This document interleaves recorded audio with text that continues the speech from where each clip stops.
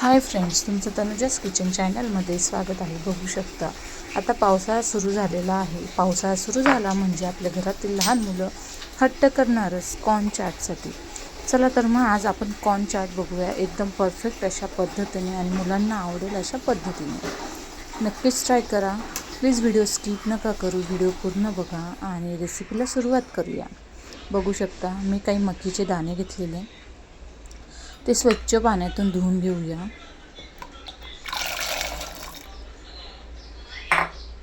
मुलांच्या छोट्या मोठ्या भुकेसाठी खूपच छान लागतं आणि सगळ्यांनाच आवडतं, लहानांपासून ते मोठ्यांपर्यंत। तर मग एकदा अशा पद्धतीने करून बघा, खरंच तुमच्या घरातल्यांना सगळ्यांनाच आवडणार ही रेसिपी।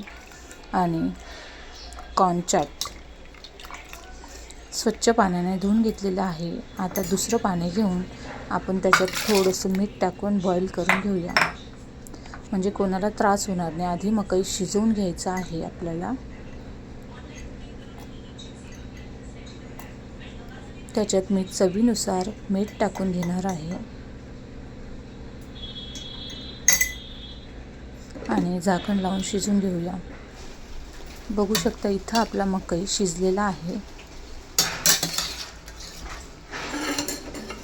अगदी सोपी प्रोसेस आहे, एकदा नक्कीच ट्राय करून बघा आणि मुलांना बाहेरचं देण्यापेक्षा घरीच ट्राय करून बघा, खरंच मुलांना खूप आवडणार आहे। आता सगळा मका आपण बाजूला काढून घेतलेला आहे, छान शिजलेला आहे। बघू शकता आता एका पॅनमध्ये गरम करण्यासाठी ठेवलेलं मी, त्याच्यात मी थोडं बटर टाकणार आहे। बटर टाकून छान मेल्ट करून घेऊया।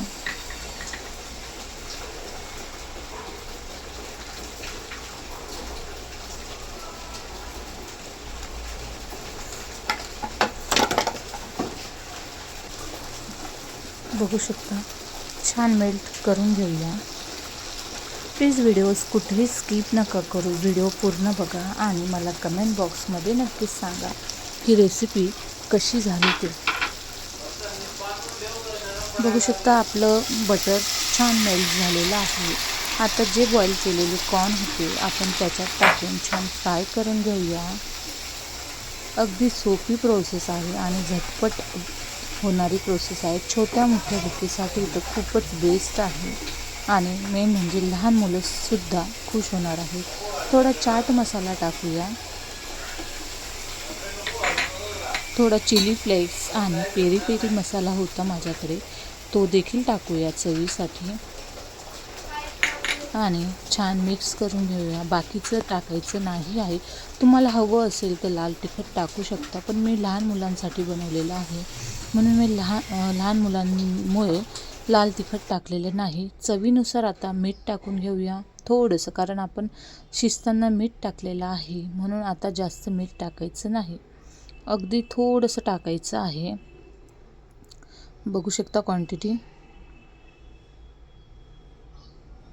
आणि छान मिक्स करून 5 ते 5 मिनटं फ्राय करून घेऊया।